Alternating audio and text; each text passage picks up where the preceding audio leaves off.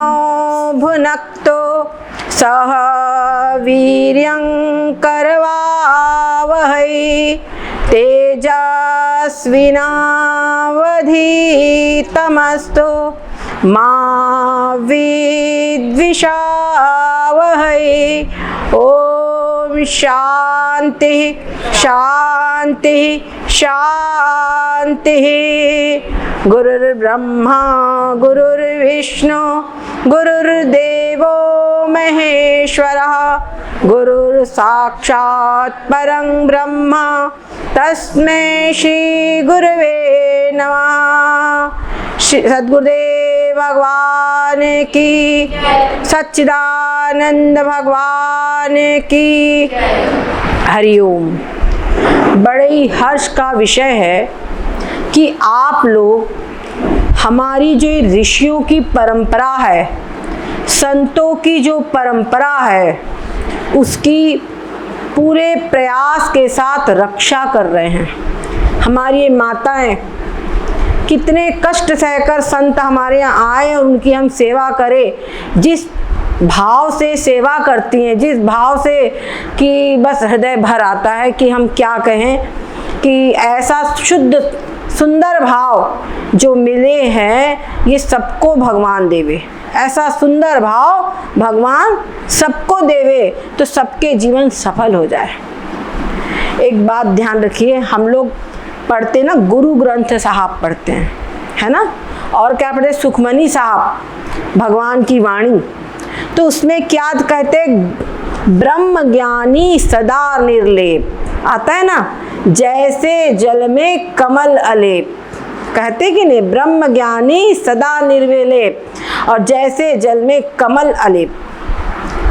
तो हमको ये जो संसार है, इस संसार में रहते हुए वो ब्रह्म ज्ञानियों की जो स्थिति है, वो स्थिति हमको प्राप्त करनी है।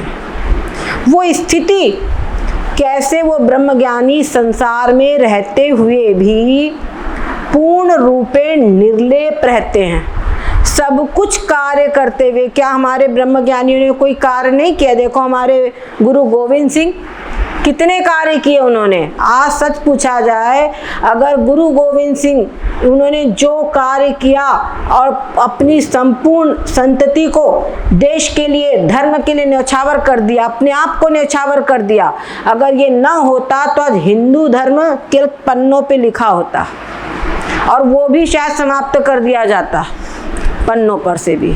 गलत बोल रहे हो तो बताइए। जिस प्रकार का बलिदान हुआ है, उस बलिदान की हम कोई भी कीमत नहीं अदा कर सकते, उनका हम ऋण नहीं चुका सकते। हम उनको बस प्रणाम कर ले, बस यही हमारे लिए हाथ लगेगा और दूसरा कुछ नहीं, जितना उन्होंने किया है। समझ गए? तो ब्रह्म ज्ञानी, कई लोग समझते ब्रह्म ज्ञानी सदा निर्लेप तो संसार से पूर्ण अलग, ऐसा नहीं। अपने कर्तव्य कर्म से, अपने राष्ट्र के प्रति, धर्म के प्रति हमारा जो कर्तव्य है, उससे हटने के लिए ब्रह्म विद्या केवल नहीं है, बल्कि उन सबको करने से ब्रह्म विद्या और पुष्ट होगी। ब्रह्म विद्या और पुष्ट होगी तो हमको वो ब्रह्म ज्ञान प्राप्त करना है। हमारी भगवत गीता, उपनिषद और जितने ग्रंथ है, ये सब ब्रह्म विद्या का, ब्रह्म ज्ञान का ही उपदेश देते हैं। हमारे भगवान श्री कृष्णचंद्र जी ने बड़े सरल ढंग से बता दिया। क्या बताया? इदं शरीरम कौन्तेय क्षेत्र मित्य विधीयते एतद्यो वेत्ति तं प्राहु क्षेत्रज्ञ इति तद्विदः। क्या कहते हैं? इदं शरीरम कौन्तेय, हे कौन्तेय, कौन्तेय ने कुंती के पुत्र, इदम शरीरम यानी यह जो शरीर है, ये क्या आ रहा है? क्षेत्र है। ये क्या है? क्षेत्र है। और क्या कह रहे? इदम, इदम यानी यह, इट, अंग्रेजी में इट लगाते हैं। किसके लिए लगाते हैं? नॉन लिविंग थिंग के लिए, जो चीजें जीवित नहीं है, जैसे कुर्सी है, इनके लिए इट लगाएंगे, है ना, इनके लिए इट लगाएंगे। जो नॉन लिविंग थिंग्स है, जड़ चीजें हैं, और उनके लिए इट लगाएंगे और साथ साथ में अपने से अलग है, क्योंकि अपने स्वयं के लिए तो हर व्यक्ति मैं बोलता है ना। अपने स्वयं के लिए हर व्यक्ति मैं बोलता है, और मैं और यह दोनों में अंतर है कि नहीं है? बताओ, मैं और यह में अंतर है ना। तो यह जिसको लगाते वो मुझसे अलग है। तो भगवान कहते इदम शरीरम, इदम शरीरम। तो इदम शरीरम का मतलब क्या हुआ कि ये शरीर मुझसे अलग है।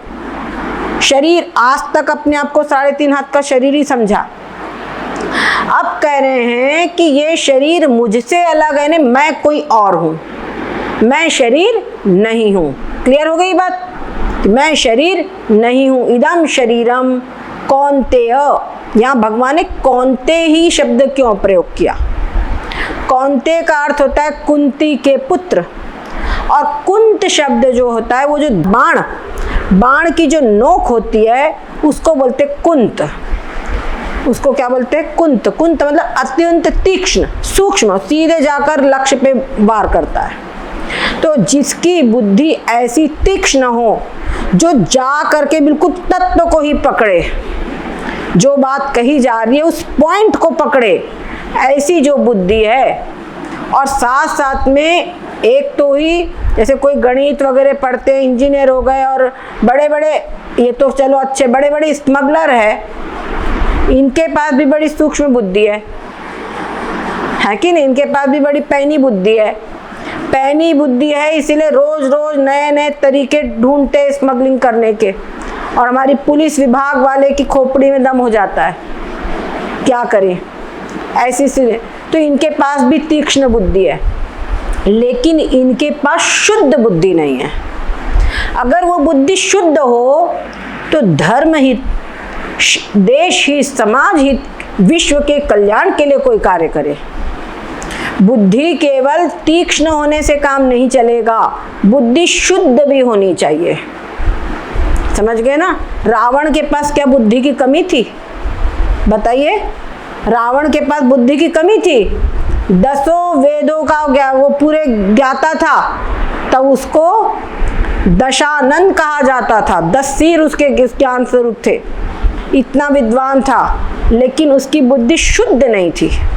अगर उसकी बुद्धि शुद्ध होती तो दूसरा राम होता, वो इतनी उसके पास कैपेसिटी थी। हद हो गई भगवान महादेव जी की स्तुति में, वो मतलब उनके लिए पूरे 10 सिर काट काट के चढ़ा दिया।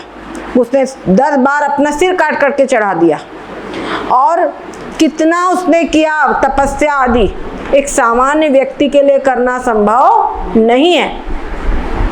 परंतु उसकी बुद्धि शुद्ध नहीं थी, शुद्ध नहीं थी, इसलिए कोई भी रावण का सम्मान नहीं करता। कोई भी घर में अपने बच्चे का नाम रावण नहीं रखता। रखता है क्या? रावण तो बड़ा वीर था, लेकिन फिर भी रावण का नाम कोई रावण नहीं रखता। आप देखिए उसकी कुबुद्धि का परिणाम क्या हुआ। उसकी कुबुद्धि का परिणाम ये हुआ, 1 लख पूत 1.25 लाख नाती, ताग रावण घर दिया न बाती। ऐसी स्थिति आ गई। समझ गए कि नहीं? ऐसी स्थिति आ गई कि उसके घर में कोई रह ही नहीं गया, सारा वंश नष्ट हो गया। लेकिन वहां पर भी एक के पास सुबुद्धि थी। किसके पास थी? विभीषण के पास में। तो विभीषण ने कहा, अपने भाई को समझाया कि भाई ये ठीक नहीं है, जो आप कर रहे हो ये ठीक नहीं है। बहुत समझाया। आपने जो परनारी का हरण किया है वो साक्षात जगदम्बा है, और फिर उनका हरण किया है, ठीक नहीं है। लेकिन रावण नहीं माना, बल्कि उनके ऊपर भी चरण प्रहार करके उनको निकाल दिया। तो क्या हुआ? वो चले गए भगवान राम की शरण में। अब उनके पास में सद्बुद्धि थी, उनके पास में सुबुद्धि थी, उनके पास जो थी तीक्ष्ण बुद्धि भी थी और शुद्ध बुद्धि भी थी।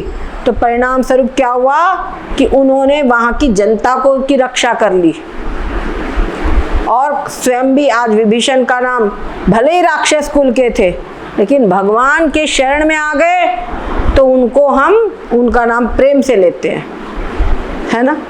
तो बात होती है कि हमारी बुद्धि शुद्ध भी होनी चाहिए। तो जो अर्जुन थे उनकी बुद्धि सूक्ष्म भी थी और शुद्ध भी थी। तो कौन्तेय यानी जिसके पास ऐसी शुद्ध बुद्धि हो वही इस तत्व ज्ञान को ग्रहण कर सकता है। ये बहुत ध्यान रखने की बात है। कई लोग सोचते हैं कि अरे तत्व ज्ञान मिल गया, आप क्या चाहे जो करे। ये कभी इन लोगों को तत्व ज्ञान सफल नहीं हो सकता। पहली बात तो उनके हृदय में आ ही नहीं सकता। कहते बड़े भाग और आवई जासु, जिसकी शुद्ध बुद्धि हो उसी के हृदय में तत्व ज्ञान स्फुरित होता है, उसी को नया नया कुछ करने की प्रेरणा देता है। उसी के दिमाग में आता है कि अरे संसार तो मिथ्या है, अरे शरीर क्या है, हमेशा कभी ना कभी नष्ट होगा ही। समझ गए ना। तो धर्म की बलिवेदी पर जब चढ़ाने का मौका आया तो छोटे छोटे बालकों ने कहा क्या हम मुसलमान हो जाएंगे तो क्या मरेंगे नहीं? तो मरना तो है ही है, कभी ना कभी मरना है, तो आज धर्म की वेदी पे मरे। कितना शुद्ध निर्णय था। क्यों था? क्योंकि इनके पास में शुद्ध बुद्धि थी, विवेक था। इसीलिए ऐसा बढ़िया सुंदर निर्णय आया कि आज हर कोई उन दो बालकों के, जो छोटे छोटे बालक थे, उनका नाम बड़े आदर के साथ लेता है। आज भी उनकी स्थिति वो बनी हुई है वहाँ पर पंजाब में पूर्ण रूपेण। तो ऐसे जो महापुरुष है ये क्यों हो जाते हैं? क्योंकि इन्होंने, इनके पास में विवेक था। ठीक है। तो कहते इदम शरीरम कौन्तेय, इस शरीर को क्षेत्र कहते हैं। ये जो शरीर है क्या है? क्षेत्र है। क्षेत्र ने क्या? क्षेत्र का अर्थ होता है खेत, क्षेत्र का अर्थ होता है मकान। समझ गए? क्षेत्र का अर्थ होता है मकान। जैसे खेत होता है तो खेत में हम बीज बोते हैं, खेत में हम बीज बोते हैं, और जो बीज बोते हैं उससे फिर फसल उत्पन्न होती है, और वो फसल से फिर से उसके अंदर में बीज उत्पन्न, फल आता है तो उसमें फिर बीज आता है। तो इस प्रकार एक क्रम चलता रहता है। वैसे जो शरीर है, शरीर रूपी ये शरीर क्षेत्र है, खेत है, इसमें हम कर्म रूपी बीज बोते हैं। तो कर्म करते हैं तो फिर उसका फल भोगो, है ना? फिर उसका फल भोगते हैं। तो फल भोगने के लिए फिर से शरीर मिलता है, फिर शरीर धारण करते हैं। तो शरीर को खेत कहा गया है कि फिर शरीर की जानो खेती इसमें हो जाती है, इसलिए इसको खेत कहा गया। अब ये जो शरीर है ये प्राप्त किया, इसका नाम है क्षेत्र। उसके अतिरिक्त क्षेत्र का अर्थ होता है मकान। तो जो मकान बनता है तो मकान के अंदर में आप देखेंगे कि वो पिलर्स वगैरह बनते हैं। मकान के अंदर में पिलर्स होते हैं, है ना? खंबे आदि बनाए जाते हैं बड़े बड़े आधार के लिए। उसके बाद में फिर वो पूरा पहले ढांचा तैयार होता है, ढांचे के ऊपर में फिर सीमेंट आदि की छवाई होती है, फिर मस्त पलस्तर और फिर मस्त पेंटिंग वगैरह सब तैयार मिल गया। जरा इसकी कहीं पर दीवार से कुछ खुरचन निकालो तो क्या दिखेगा? वो ईंट आदि, तो बड़ा गंदा खराब लगने लगता है। ठीक है, ऐसी स्थिति यहाँ शरीर की भी है। इस शरीर के भीतर में भी देखो जो स्केलेटन, जो कंकाल तंत्र है, वो कैसा बेकार दिखता है। वो समझ लीजिए शरीर का क्या है, पूरा जो बेस है, जो ढांचा तैयार किया वो ढांचा तैयार है। उसके ऊपर में मांस आदि की छवाई होती है, और वो मांस आदि की जो छवाई होती है उसके बाद में मस्त प्लास्टर सुंदर सा, फिर पेंट, प्राइमर और पेंट वगैरह लगाकर, वॉलपेपर वगैरह लगा के इतना मस्त बन जाता है कि अंदर क्या है किसी को पता ही नहीं चलता। कहीं ऊपर से कहीं त्वचा थोड़ी हट जाए तो घिन लगती है, कहीं बाहर हमको दिखने मिल जाए जो इसके अंदर है रक्त आदि, वो अगर बाहर हमको कहीं दिख जाए, है ना, बाहर अगर हमको दिख जाए तो घिन आ जाएगी, बदबू आती है। तो जो ऐसी चीज़ों से बदबू आती है उन्हीं चीज़ों से बना हुआ ये सब शरीर है, लेकिन उसको हम अज्ञानवश क्या बोलते हैं, ये मैं हूँ, ये मैं हूँ, ये मैं हूँ जो बोलते हैं, यही क्या है, देह निष्ठा की संसार बुद्धि है। और ये समझ में आ जाए कि शरीर मैं नहीं हूँ, ये क्या है, क्षेत्र है। क्षेत्र मतलब मुझसे अलग है, समझ गए, ये मुझसे अलग है। और अब आप देखो जरा, संसार की जिस वस्तु में हम यह लगाते हैं, यह लगाते, यह तो आप देखो किस चीज में यह लगाते, शरीर जो है सबसे निकट है, शरीर सबसे प्रिय है, शरीर के अंदर में यह लगाते हैं हम, है ना, जिसको हम अपना खुद मानते हैं उसमें यह लगाते हैं। तो फिर जिन चीजों में जो ऐसी चीजें हैं जो शरीर से और भी अलग है, ये पर्स है तो पर्स में क्या लगाएंगे, यह। ये माइक में क्या लगाएंगे, यह। ये माइक बोलेंगे ना, यह माइक है, यह मकान है, ये दरी है, यह कुर्सी है, ये टेबल है, ये मेज है ना। हर चीज में यह लगा रहे हैं हम। यह मतलब इदम। तो जिस चीज में हम इदम लगाते हैं वो चीज है क्षेत्र। अब देख लिए इदम का पसारा कहाँ तक है, सारा संसार आ जाएगा, इसमें आ जाएगा कि नहीं। जितना भी संसार है सब कुछ, जो आकाश, सब कुछ क्या हो जाएगा, यह आकाश बोलते हैं ना, यह आकाश। तो यह आकाश जिसमें बोल रहे हैं तो आकाश भी क्षेत्र है। आकाश क्या है, क्षेत्र है। और शरीर भी क्षेत्र है, तो सब कुछ क्षेत्र है। ये जो सारे शरीर है ये सब क्षेत्र है। संसार की जितनी भी चीजें हैं, जो कुछ भी है, संसार ही, यह संसार कहा जाता है। तो इदम के अंतर्गत सब कुछ नप गया। जैसे हमारे वामन भगवान ने अपना चरण उठाया तो एक ही में पूरा ब्रह्मांड सब नाप लिया, सीधे उनका ब्रह्मलोक चला गया चरण। ऐसी इदम जब कहा तो इदम में सारा संसार नप गया, समझ गए। तो सारा संसार जो है यह है, यह यानी मुझसे अलग है, ठीक है। और शरीर भी मुझसे अलग है। अब बात हुई कि उसके आगे क्या कहते हैं, ये बात तो समझ में आ गई कि सब क्षेत्र है, सब मुझसे अलग है। अब आगे क्या, तो भगवान कहते हैं एतद् यो वेत्ति, जो इसको जानता है, समझ गए। इस शरीर को जो जानता है, ये क्षेत्र है, और इस क्षेत्र को जो जानता है वो क्या है, एतद् यो वेत्ति तं प्राहुः क्षेत्रज्ञ। उसको क्षेत्रज्ञ कहते हैं।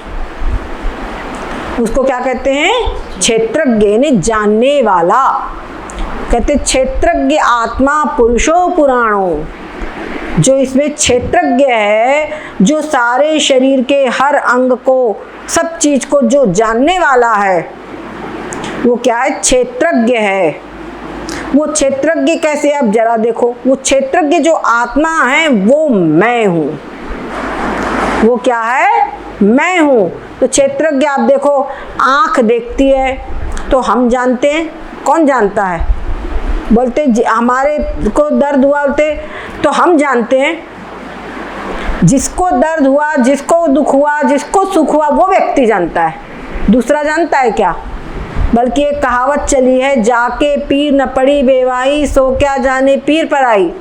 मतलब अपना दुख व्यक्ति स्वयं ही जानता है, दूसरा व्यक्ति उसका दुख नहीं जानता। अपने को भूख लगी, अपनी भूख हम जानते हैं, दूसरा जानता है क्या। हमको भूख लगी, भोजन करे, तृप्ति हो गई, नहीं बस हो गया, बोले और ले लो, नहीं बिल्कुल पेट भर गया। तो ये हम जानते हैं कि बिल्कुल पेट भर गया, अब यहाँ तक भर गया, बिल्कुल जगह नहीं है पेट में, प्लीज मत दीजिए। तो इस व्यक्ति जो खाता है वो जानता है ना। ये अपनी अपनी भूख लगी है तो हम जानते हैं, तृप्ति हो गई तो हम जानते हैं, है ना। और हर शरीर के एक अंग की चीज देख लो, सुख हो, दुख हो, दर्द हो, पीड़ा हो, हर चीज, मान हो, अपमान हो, हर चीज को हम जानते हैं। हर अंग की कान में सुनाई दिया तो जो सुनाई दिया, जो सुना तो मैंने सुना, जो कान ने सुना वो मैंने जाना। सुनाई नहीं दे रहा है तो मैं जान रहा हूँ, समझ गए। हर चीज को मैं जानता हूँ, हर अंग को, सिर में दर्द हो रहा है तो मैं जानता हूँ, और कान में दर्द हो रहा है तो मैं जानता हूँ, सीने में धड़कन घबराहट हो रही है तो मैं जानता हूँ, हर चीज को मैं जानता हूँ, है ना। दूसरा कोई जानता है क्या? नहीं जानता। तो जो जानता है वो मैं हूं। जो जानता है, एतद् यो वेत्ति तं प्राहु, वो क्या है? क्षेत्रज्ञ। जो इस क्षेत्र को जानता है वो है क्षेत्रज्ञ। ठीक है। और आगे कहते हैं क्षेत्रज्ञ आत्मा पुरुषो पुराणो। ये जो क्षेत्रज्ञ है वही आत्मा है, वही पुरुष है। और कैसा है? पुराण। पुराण का मतलब क्या होता है? पुराण का अर्थ होता है प्राचीन, सबसे अधिक प्राचीन। जब संपूर्ण सृष्टि नहीं थी, संपूर्ण सृष्टि भी जब नहीं थी तब भी वो था। समझ गए? सत्य सदैव सौम्यदमग्रासीत। वो जो सत तत्व है, जो आत्म तत्व है, जो ब्रह्म है, वो संपूर्ण सृष्टि कुछ भी नहीं थी उसके पहले भी था। जैसे कि कुम्हार के यहाँ से सवेरे सवेरे एक बालक गुजरा अपने पिताजी के साथ में, तो देखा मिट्टी का खूब ढेर लगा हुआ है। सवेरे 8 बजे के करीब खूब मिट्टी का ढेर लगा हुआ है। पिताजी के साथ हुआ और चला गया आगे नगर को। करीब 3 बजे के करीब नगर से वापस आया। जब नगर से वापस आया तो क्या हुआ कि तब तक के कुम्हार ने उस मिट्टी से सब तमाम पात्र बना दिए थे, घड़े और सकोरे, गमला आदि सब बना दिए थे। तो पिताजी ने बालक को समझाया, बेटा ये सब जो पात्र है ये पहले मिट्टी ही थे। समझ में? ये सब पहले मिट्टी थे। तो क्या हुआ? मतलब मिट्टी से ही ये पात्र बने हैं। उसी प्रकार से श्रुति माता अपने जिज्ञासु पुत्र को समझाती है, सदैव सौम्यदमग्रासीत। ये सब, ये इदम रूप से जो कुछ भी जाना जा रहा है, इदम रूप से जो कुछ भी जाना जा रहा है, इदम यानी यह, यानी सारा संसार है ना, सारा संसार इदम रूप से जो कुछ भी जाना जा रहा है, इदम रूप से वो सब कुछ सौम्य इदम सदैव ये सत्य ही था। सत एव यानी ये सत्य ही था। सत्य ने क्या? सत्य ने क्या? सत्य का मतलब होता है ऐसा तत्व, ऐसी वस्तु जिसका कभी नाश नहीं होता, जिसका तीनों काल में नाश नहीं होता, और साथ साथ में तीनों काल में उसका बाध भी नहीं होता। एक शब्द है नाश और एक शब्द है बाध। ये दोनों शब्दों को जानना जरूरी है। जो जिसमें नाश भी नहीं है और जिसमें बाध भी नहीं है, वो तत्व है सत तत्व, यानी वही एकमात्र सत वस्तु है। समझ गए? बाकी सब व्यर्थ है।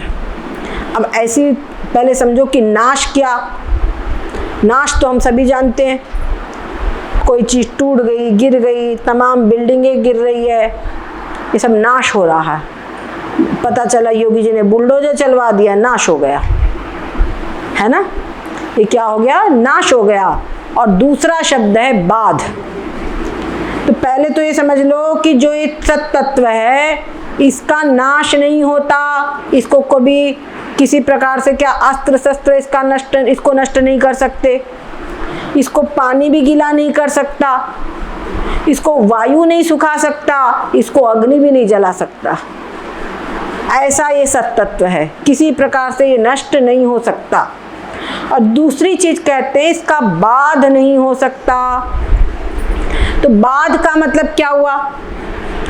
यहाँ पर बिल्कुल हल्का हल्का उजाला है, मामूली सा उजाला है, कोई डिम लाइट हल्का फुल्का जल रहा है। बाहर से आए, दरवाज़ा खोला, सवेरे सवेरे हमारी शीला दीदी आई और देखा, अरे सांप। तो फिर उन्होंने दूसरे को बुला लिया सहयोग के लिए। अरे देख तो देख, सांप सांप कहाँ है? सांप जला टॉर्च, बत्ती जलाओ, जहाँ लाइट जलाए सांप को मारने के लिए। कि कोई सिर्फ डंडा से मारे सांप को, जहाँ लाइट जला दे कहते अरे तो रस्सी है। अब वो रस्सी को देखने के बाद उस सांप को क्या मारने की जरूरत है? बोलो, सांप मिला, अब सांप है, सांप गायब। क्यों? कहाँ गया सांप? सांप कहाँ गया? सांप था ही नहीं, वो तो रस्सी थी, उसको हम सांप समझ रहे थे। तो ये हमारा भ्रम था, वास्तव में सांप था ही नहीं। सांप हमको भ्रम से प्रतीत हो रहा था, पर वास्तव में सांप नहीं था, ना सांप है ही नहीं वहां पर, तीनों काल में नहीं है। समझ गए? तो सांप के मिथ्यात्व का निश्चय हो गया, ये सांप यहाँ पर नहीं है, ऐसा हमको सांप के मिथ्यात्व का निश्चय हो गया। ये सांप झूठा है, सांप मिथ्या है, ये वास्तव में था ही नहीं। ये जो इसका मिथ्यात्व का जो निश्चय है, इस निश्चय का नाम ही है बाध। इस निश्चय का नाम क्या है? बाध। तो जो आत्म तत्व है उसका नाश नहीं होता, लेकिन साथ में बाध भी नहीं होता। सपने में देखे बढ़िया बढ़िया पकवान, पूड़ी सब्जी, रसगुल्ला और वो बढ़िया मालपुआ, खूब सारे आइटम हैं। अचानक किसी ने आया, आवाज दे दिया, धक्का मारा, नींद खुल गई। जहां नींद खुली सब गायब। अरे वो पकवान वगैरह सब क्या थे? मिथ्या थे, वो पकवान थे ही नहीं, पकवानों की कोई सत्ता ही नहीं थी, नहीं, वो तो सपना था। तो इस समझ में आ गया, वो जो पकवान जो थे वो सब कैसे थे? मिथ्या थे। तो पकवान मिथ्या थे, ये समझ में आ जाना ही हुआ कि संसार, वो जो पकवान है उनका बाध हो गया।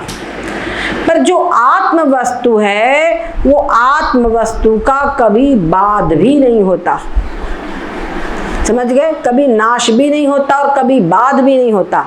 क्यों? क्योंकि कोई वस्तु जो मिथ्या होवे उसका बाध होवे, पर जो सत्य वस्तु है वो तो हमेशा सत्य रहेगी। सोना होता है, उसको जितना आग में तपा वो और चमकता है ना, वो और चमकता है। लेकिन अगर नकली सोना हो तो नष्ट हो जाएगा, खराब हो जाएगा, काला पड़ जाएगा। समझ गए? तो जो आत्म तत्व है, ये असली वस्तु है, ये कभी भी नष्ट नहीं होता, इसका कभी बाध भी नहीं होता। ऐसा जो तत्व है वो है क्षेत्रज्ञ। तो वो क्षेत्रज्ञ आत्मा जो है वो हमारा स्वरूप है। भगवान कहते अहम आत्मा गुडाकेश सर्वभूताशय स्थित। कहते मैं आत्मा, भगवान कहते हैं मैं, हे केशव, हे गुडाकेश, मैं सभी के शरीरों में क्या कहते हैं? गुडा, अहम आत्मा गुडाकेश, मैं सबके शरीर में आत्मा हूँ, सबके शरीर में जो आत्मा है वो मैं ही हूँ। ठीक है? सर्वभूताशय स्थित, सभी भूतों के भीतर में विराजमान जो आत्मा है वो मैं ही हूँ। और इधर कहते क्षेत्रज्ञ आत्मा है ना, क्षेत्रज्ञ जो है वो क्या है? आत्मा है। तो जो आत्मा है वो मैं हूं, तो क्षेत्रज्ञ मैं हुआ कि नहीं? तो इसमें जो क्षेत्रज्ञ है वो मैं हूं, यानी सारे शरीर को जो जानने वाला है, जो चेतन आत्मा है, वो चेतन आत्मा है क्षेत्रज्ञ, वो है आत्मा। समझ गए? और वो जो आत्मा है एक शरीर के अंदर में विद्यमान को हम कहते हैं आत्मा, और वही आत्मा सारे शरीरों में है, पूरे ब्रह्मांड के भीतर बस सब कहीं है, उसी को कहा जाता है ब्रह्म। क्या कहा जाता है? ब्रह्म। कोई भगवान कहे, ईश्वर कहे, जो कुछ कहे, पर वही एक तत्व है ब्रह्म। वो सबसे ज्यादा व्यापक है, वो सबसे अधिक व्यापक है, इसलिए उसको ब्रह्म कहा जाता है। तो आत्मा जो है एक शरीर में विद्यमान जो तत्व है उसको बोलते हैं आत्मा, और वही आत्मा इतना व्यापक है, इतना व्यापक है कि क्या है, उसका कोई विस्तार कोई बता ही नहीं सकता। अनंत रूप है, इन्फिनिट। ऐसा जो आत्मा है उसी को ब्रह्म कहा जाता है। तो जब कहा गया कि मैं आत्मा हूँ, शरीर मैं नहीं हूँ, और जो आत्मा है वो ब्रह्म है, समझ गए ना, आत्मा जो है वो ब्रह्म है, तो मैं कौन हो गया, मैं कौन हो गया, ब्रह्म हो गया ना।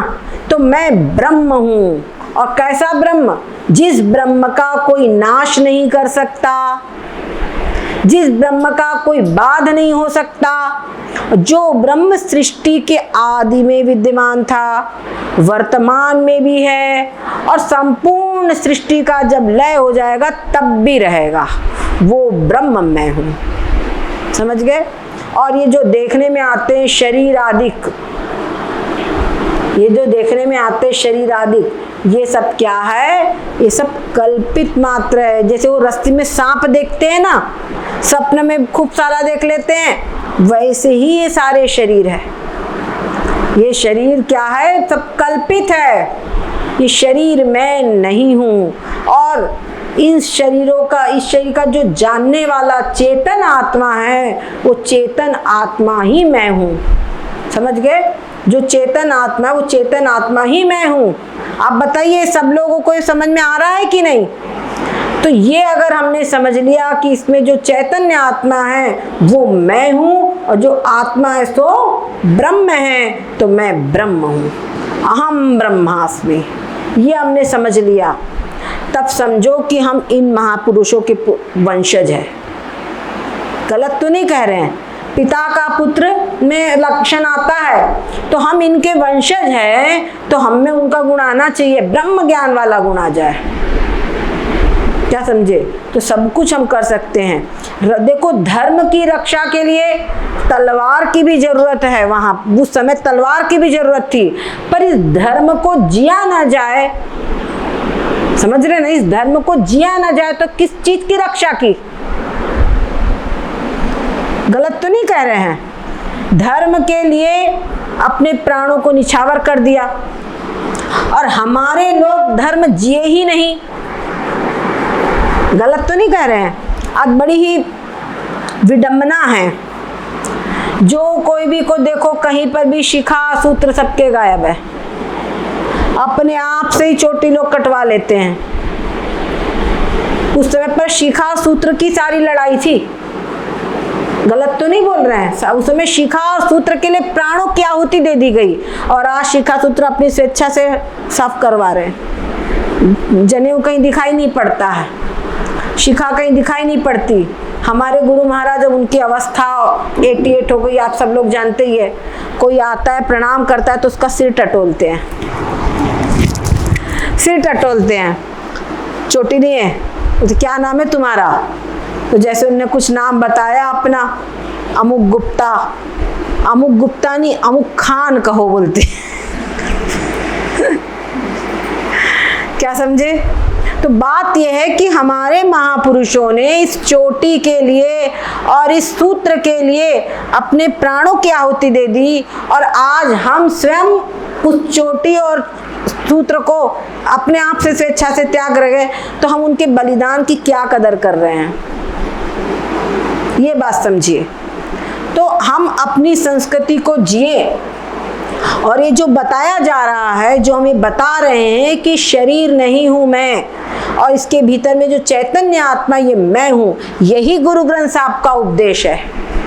जिसने इसको जान लिया वही ब्रह्म ज्ञानी है। जो ब्रह्म को जानता है वो ब्रह्म ही हो जाता है। जैसे नदी है वो समुद्र को देखती है, समुद्र में मिलकर के समुद्र ही हो जाती है। जैसे गंगा, यमुना, गोदावरी, कितनी नदियां समुद्र में मिल रही है, पर उन नदियों को जब न समुद्र में मिल गई तो कोई शक्ति है जो उनको बता दे ये गंगा जी है, ये जल गंगा का, ये समुद्र का है, ये कावेरी का है, बता सकते हैं? नहीं बता सकते। तो सब समुद्र हो गया है ना, वो सब समुद्र हो गया। ऐसे ही जब जो भी साधक ये समझ लेता है कि मैं ब्रह्म हूँ, तो ये शरीर रूपी किनारों को त्याग देखता है, शरीर रूपी किनारों को त्याग करके वो ब्रह्म ही हो जाता है। ब्रह्म वेद ब्रह्मे भवति, ब्रह्म को जानकर ब्रह्म ही हो जाता है। फिर जो ब्रह्म के गुण हैं, ब्रह्म क्या है? निर्लेप है, असंग है, व्यापक है, मुक्त है, शुद्ध है, बुद्ध है, ऐसा ही वो भी होता है और अपने आप को ये अनुभव करता है। और जितना उसकी एकाग्रता बढ़ती है, समझ गए ना, वही समझो उसकी समाधि की गहरी स्थिति होती है। जितनी उसकी एकाग्रता बढ़ती है उतनी ही उसके अंदर में वो शक्ति आती है कि वो ब्रह्म रूप ही होकर के सब चमत्कार दिखाई पड़ने लगते हैं। क्या समझ गए? विचित्र होने लगता है फिर सब कुछ। ब्रह्म ज्ञानी सदा निर्लेप, ठीक है, जैसे जल में कमल अलेप। तो जब मैं शरीर हूं तो शरीर क्या है? अवयव के सहित है।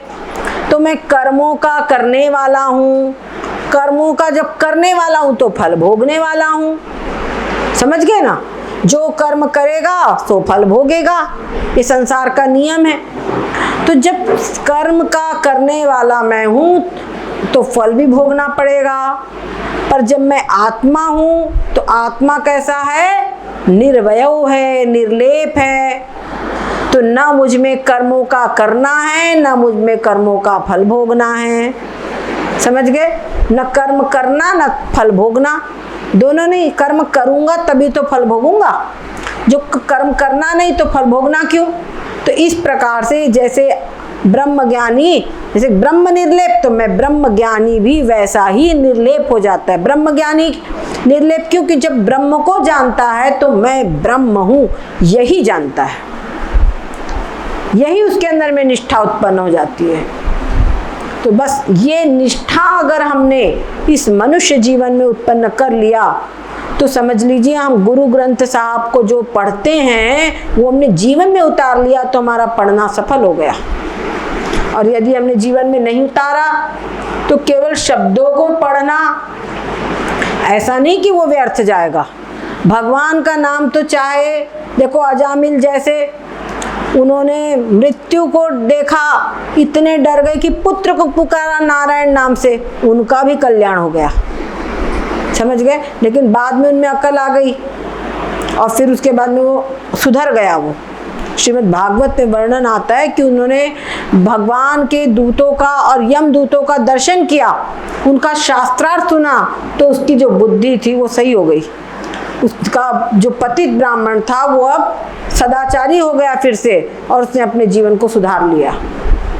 तो जब हम इस प्रकार से धोखे से भगवान का नाम लिया जाता है तब भी कल्याण हो जाता है, और हम समझदारी पूर्वक भगवान का नाम लेंगे, भगवत चिंतन करेंगे और उनमें फिर आत्मबुद्धि से मैं ब्रह्म हूं, इस बुद्धि से जब चिंतन होगा तब क्या स्थिति होगी, विचार कीजिए।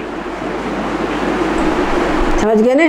कहते ऐसे विराले वीर को वैसा ही विरला जानता, ब्रह्म ज्ञानी की गति ब्रह्म ज्ञानी जाने।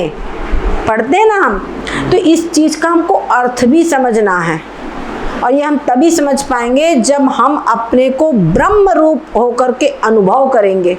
और नहीं तो हम रट रहे हैं, पढ़ रहे हैं, शब्द है। बात यह है कि हमारे पास कैपेसिटी है, हमारे पास भगवान ने अवसर दिया है, हमको संतों से मिलाया है।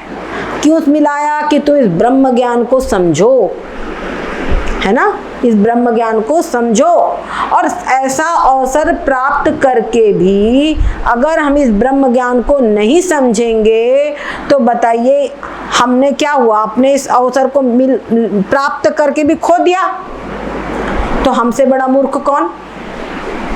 मनुष्य जीवन में ही ये चीज हो सकती है, और उसमें भी जो संतों का मिलन हो तभी हो सकती है, उसके बिना नहीं हो सकती। जब ऐसी स्थिति है उसके बाद भी हमको आज संत भी मनुष्य जीवन में मिला, संत में भी मिले बताने वाले, लेकिन फिर भी हम इस अवसर का लाभ नहीं उठा रहे हैं, तो हमसे बढ़कर मूर्ख कौन होगा? समझ गए ना? तो इसका हमको लाभ उठाना है। देखो ये जो श्वास चल रही है ना, ये श्वास के अंदर में बराबर अजपा जब चल रहा है, रामायण में कहा सोहम अस्मि इति वृत्ति अखंडा, कहा ना सोहम, ये ऐसी वृत्ति अखंड वृत्ति चल रही है बराबर, परंतु हमको इसका भान नहीं है। जो शरीर के भीतर में जो आत्मा है, ये आत्मा सह मतलब वह कौन, ये आत्मा, और इसका संस्कृत में संधि नियम होता है, उसके अनुसार विसर्ग का हो जाता है सो, और अहम जो है, अहम का जो अ है उसका लोप होकर उसका हो जाता है ऐसा ऐस समान जो अवग्रह चिन्ह, तो हम सो हम, तो जब श्वास भीतर जाती तो सो मतलब जो ये आत्मा है, सो हम, बस ये श्वास में चिंतन करना शुरू कर दो, सो हम, श्वास जब भीतर जाए तो सो और बाहर जाए तो हम, सो है नहीं, ये आत्मा जो शरीर के भीतर में आत्मा है, तो सो हम करो भैया, किशन भैया करना शुरू करो, श्वास तो है, जिसके पास श्वास चल रही है वो सब कर सकते हैं इसको, और कोई कठिन नहीं है, आराम से किए भैया, आप सब लोग करिए। देखो श्वास जब भीतर जाए तो सो और बाहर जाए तो हम,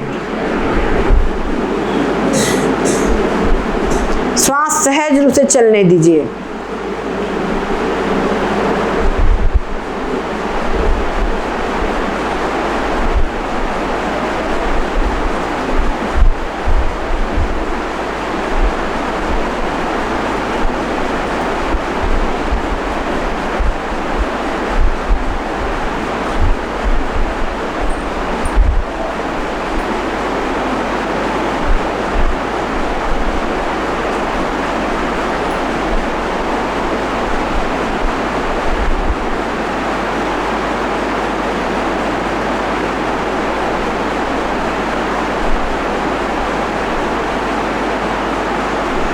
ये जो किया जाता है इसमें आप देखो चित्त एकदम शांत हो जाता है ना, सो हम, इसका अभ्यास से जो चित्त की शांति प्राप्त होती है, इसी से सब प्रकार का धैर्य आ जाएगा, सब प्रकार का स्वास्थ्य आ जाएगा। बस ये आत्मा से वृत्ति को जोड़ना है, As one thinks so one becomes। अगर हम अपने आप को आत्मा समझ करके मैं आत्मा हूँ तो क्या होगा, शुद्ध बुद्ध मुक्त स्वभाव वाले हैं, और मैं शरीर हूँ तो जन्मने मरने वाले, नाना प्रकार के कर्मों को करने वाले, कर्मों का फल भोगने वाले हम हैं, तो उसमें क्या होगा, फिर से पुनरपि जननम पुनरपि मरणम ये होता रहेगा, और मैं ब्रह्म हूँ। बस यही सर्वश्रेष्ठ चिंतन है, सबसे उत्तम सोच यही हो सकती है, इससे बढ़कर के दूसरी सोच नहीं हो सकती, इसी को हमको करना है। श्वास सबके पास चल रही है, जैसी श्वास चल रही है उसी में बस चित्त को जोड़ दीजिए, सो हम।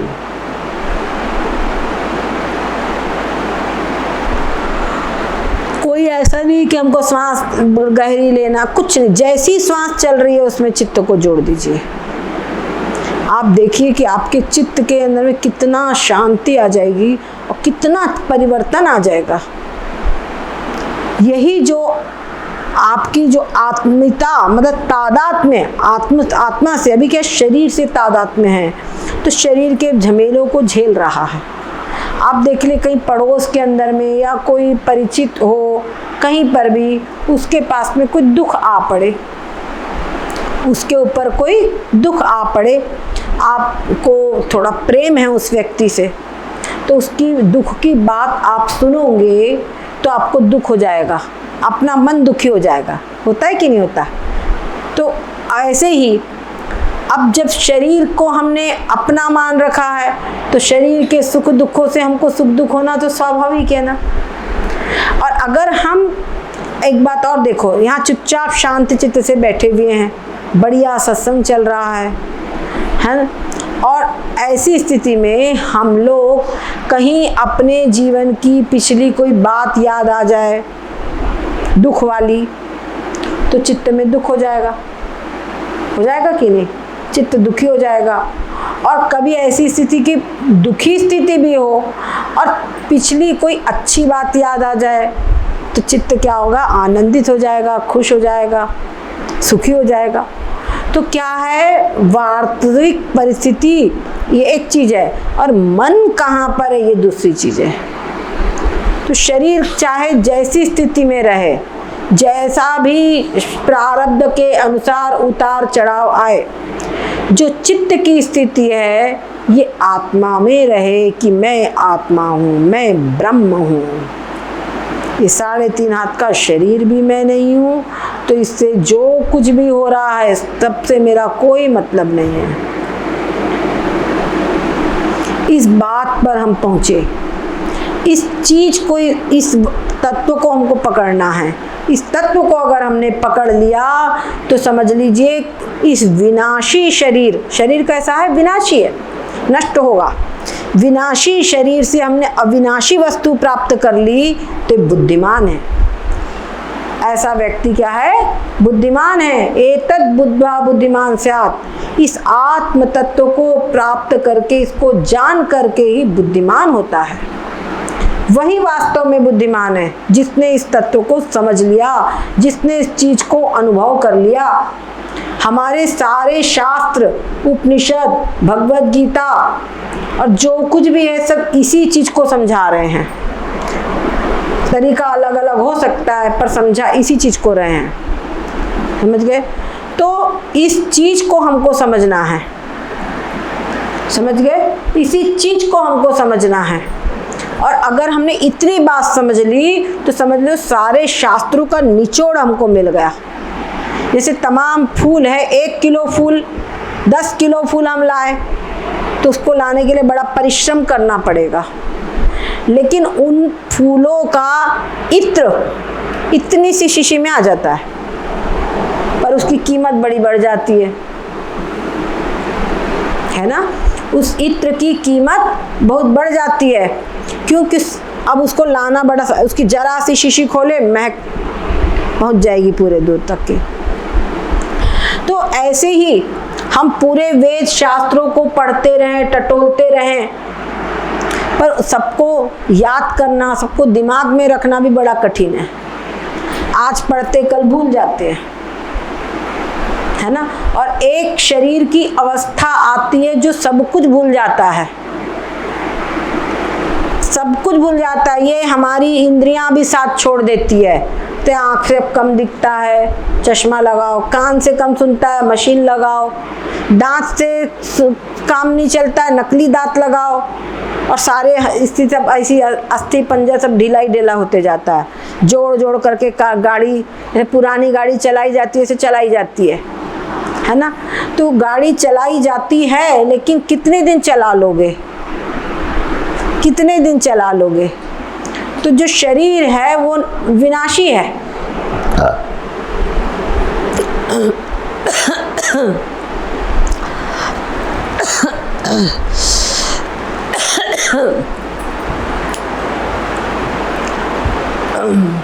श्री राम जय राम, जय जय राम, श्री राम जय राम, जय जय राम, श्री राम जय राम, जय जय राम, श्री राम जय राम, जय जय राम, श्री राम जय राम, जय जय राम, बोलो श्री राम जय राम, जय जय राम, श्री राम जय राम, जय जय राम, श्री राम जय राम, जय जय राम, बोलो श्री राम जय राम, जय जय राम, बोलो श्री राम जय राम, जय जय राम। सद्गुरुदेव भगवान की जय।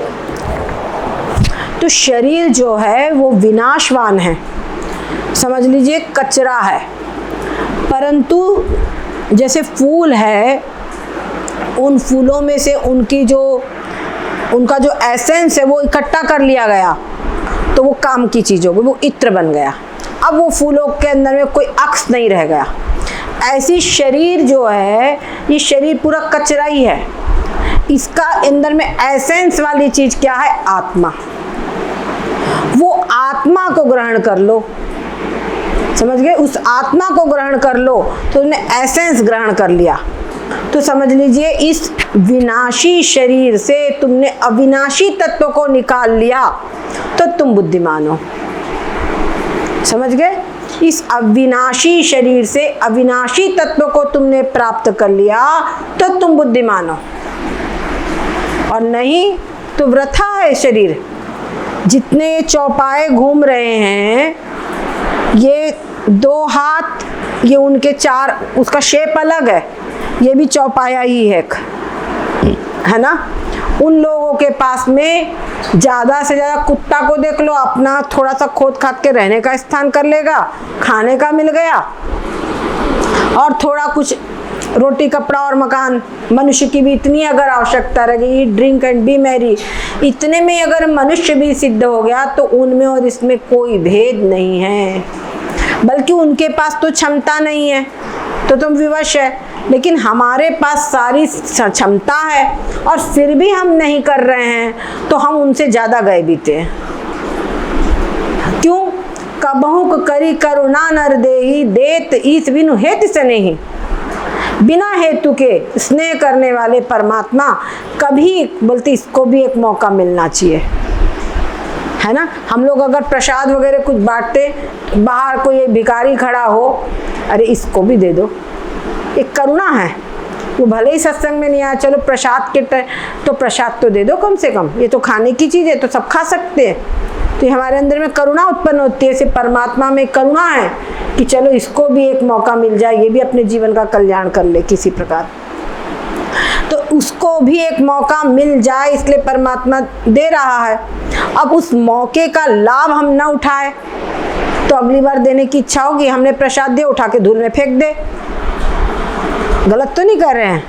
अभी आप लाए बड़े श्रद्धा से, बड़े प्रेम से एक कोई चीज, अच्छी वस्त्र लेकर आए, दीदी ये लीजिए, हम उठाए आपके सामने, उसको पटक दे, ऐसी पैरों में कुचल दे, कुछ कर ले, आपके मन में क्या होगा? अगली बार बिल्कुल नहीं लाएंगे, सत्संग में भी नहीं आओगे, दीदी का सत्संग में नहीं आएंगे, फिर ये बोलोगे आप, है ना।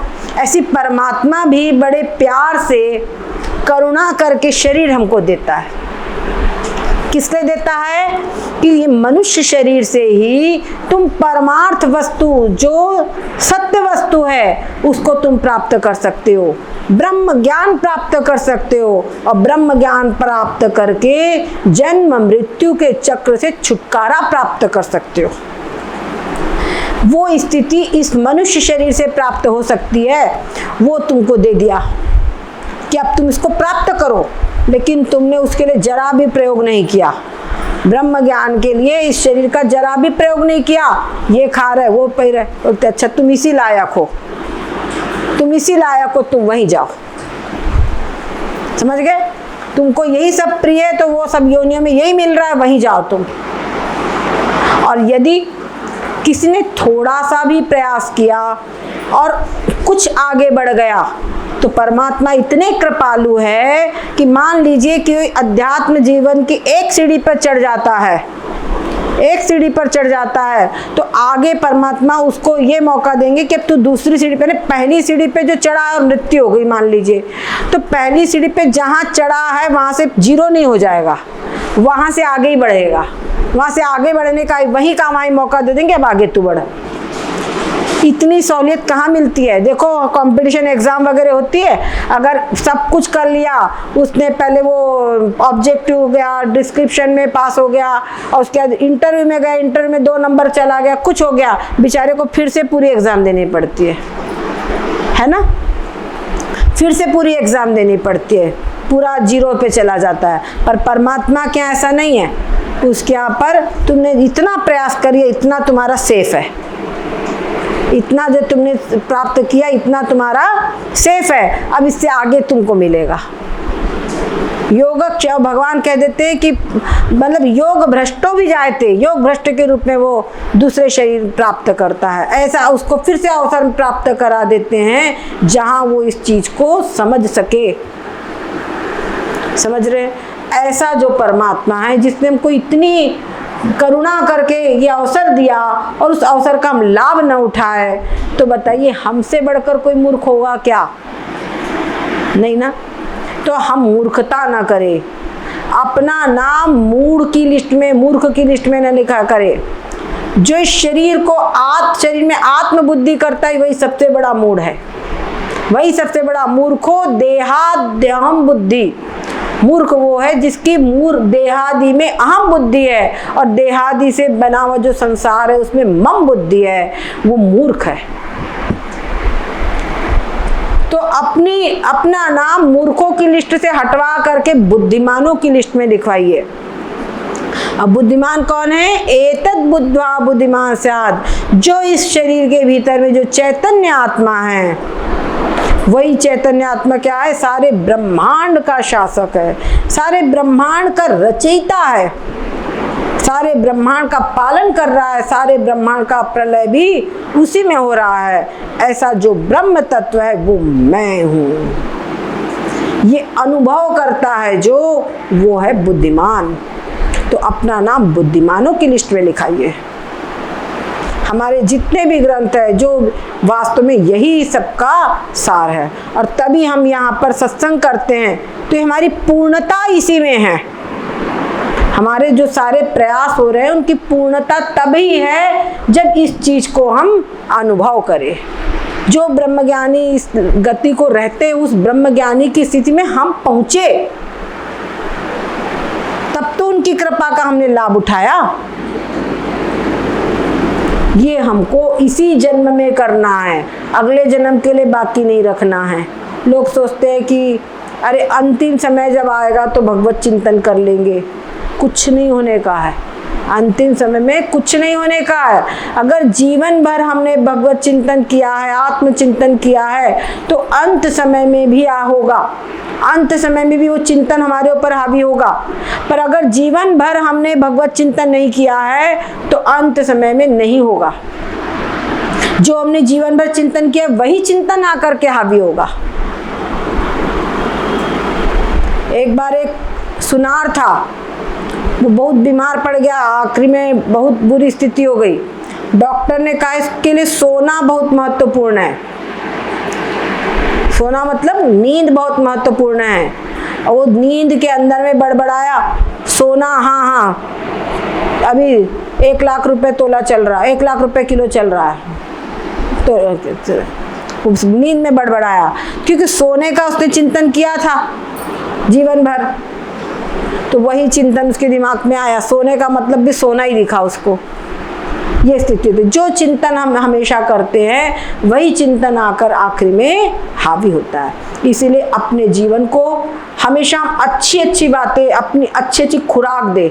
बच्चों को हम संस्कार देते हैं ना अच्छे अच्छे, क्योंकि बड़े होने पर इनमें वही संस्कार होंगे। वैसे ये समझो कि मन रूपी बच्चा ये अभी इस समय पर युवावस्था है, जब तक शरीर काम कर रहा है, हाथ पैर चल रहे हैं, शरीर में कोई रोग नहीं आया, अभी बुद्धि भी सही है, तब तक के इसको खूब अच्छी भगवत चिंतन, आत्मचिंतन वाली खुराक दें, तो वही खुराक जो है वो अंत में इसके काम आएगी।